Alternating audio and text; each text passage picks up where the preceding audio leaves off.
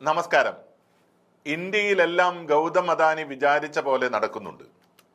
മൂന്നാമതും മോദി സർക്കാർ അധികാരം പിടിച്ചെടുത്തതോടെ കോളടിച്ചതും അദാനിക്ക് തന്നെയാണ്. മഹാരാഷ്ട്രയിലും ഗുജറാത്തിലും അടക്കം വലിയ പ്ലാന്റുകൾ പണിതും പല കമ്പനികളും തുറമുഖങ്ങളും സ്വന്തം പേരിലാക്കിയും അദാനി ഇന്ത്യയിൽ പടർന്ന് പന്തലിക്കുകയാണ്. എന്നാൽ പല കാരണങ്ങൾ കൊണ്ട് ഇന്ത്യക്ക് പുറത്ത് അദാനിക്ക് നിലനിൽപ്പ് തന്നെ നഷ്ടമാവുകയാണ്. വിവിധ രാജ്യങ്ങളിൽ കൊട്ടിഘോഷിച്ചു തുടങ്ങിയ പല പദ്ധതികളും എന്നേക്കുമായി വെച്ചവസാനിപ്പിക്കേണ്ട അവസ്ഥയിലേക്കാണ് അദാനി എത്തി നിൽക്കുന്നത്.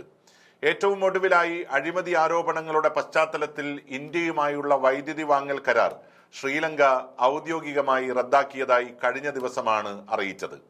ശ്രീലങ്കയുടെ ഈ തീരുമാനം അദാനി ഗ്രൂപ്പിനാണ് വലിയ തിരിച്ചടി നൽകുന്നത്. കഴിഞ്ഞ വർഷത്തിന്റെ അവസാനത്തോടെ ഗൗതം അദാനിക്കെതിരെ അമേരിക്കയിൽ കൈക്കൂലി ആരോപണമുണ്ടായതിനെ തുടർന്നാണ് കരാർ റദ്ദാക്കാൻ ശ്രീലങ്ക തീരുമാനിച്ചത്. ശ്രീലങ്കൻ പ്രസിഡന്റ് അനുരകുമാര ദിസനായകയുടെ നേതൃത്വത്തിലുള്ള ദ്വീപ് രാഷ്ട്ര സർക്കാർ കമ്പനിയുടെ പ്രശ്നങ്ങളെക്കുറിച്ച് പദ്ധതികളെക്കുറിച്ച് അന്വേഷണം ആരംഭിച്ചതായും ചില അന്തർദേശീയ മാധ്യമങ്ങൾ റിപ്പോർട്ട് ചെയ്യുന്നുണ്ട്. 2024 മെയ് മാസത്തിൽ ശ്രീലങ്കയുടെ വടക്കു പടിഞ്ഞാറൻ ഭാഗത്ത് അദാനി കാറ്റാടി നിർമ്മിക്കുകയും ഇതിൽ നിന്ന് കിലോ വാട്ടിന് $0.0826 വൈദ്യുതി വാങ്ങുന്നതിനായി മുൻ സർക്കാർ കരാർ ഉണ്ടാക്കിയിരുന്നു.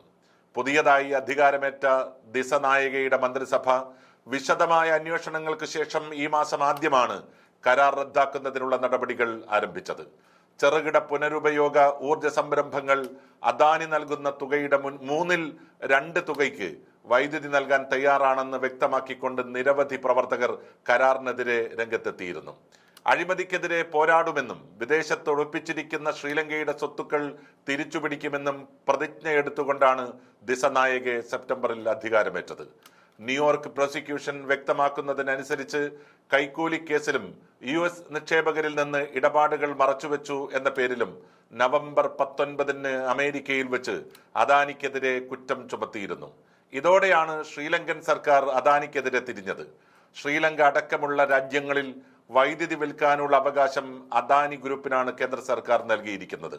എന്തായാലും കരാർ റദ്ദാക്കുന്നതോടെ ഏകദേശം 1500 കോടി രൂപയാണ് 1500 കോടി രൂപയുടെ നഷ്ടമാണ് അദാനി ഗ്രൂപ്പിന് ഉണ്ടായിരിക്കുന്നത്.